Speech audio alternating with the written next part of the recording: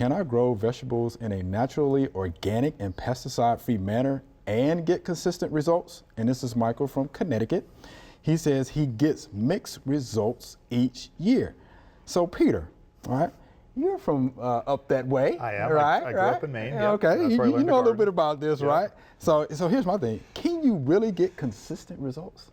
Yeah. Well, I'll just tell you the way that we gardened Okay. when I was growing up is we were organic till we couldn't. Okay. So we can. I like Yeah. that. I like that. So if we didn't have to spray, we didn't spray. Okay. Now, one of the great advantages of the northern areas that we don't have to worry about here, Yeah, or let's we hear it. do have to worry about here, we don't have to worry about there, is that since the season is short and the winters are cold, a lot of the funguses and the bugs that we have down here in the south aren't a problem up there, or aren't as much of a problem up there. So I'm jealous. Yeah. So, I'm jealous. but Yeah. the flip side is that you have a really short growing Yeah, season. yes, go ahead.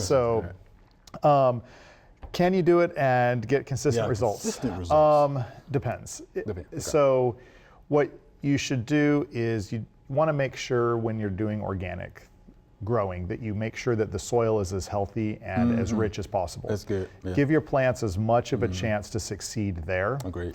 as you can.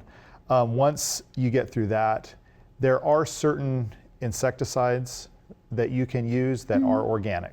So you can, selectively use them if you want to avoid using the harder, industrial insecticides, I guess you could say. Yeah.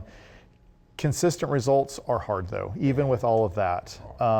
And it's just, a lot of it has to do with the variability of the weather in each growing season.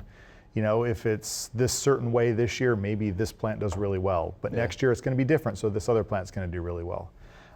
And you really, if you go back in history and read people's accounts of how their crops did, there's some years they did really good, and some years they didn't do really good, and they didn't. This is pre-pesticides. Sure. I'll follow. And so it's just kind of grow enough that if half of it fails, it'll still work. And that's a terrible answer, but it's reality. Yeah, it's reality. It's reality. Yep. And then also the other thing is learn what does very well consistently in your garden. That's a good.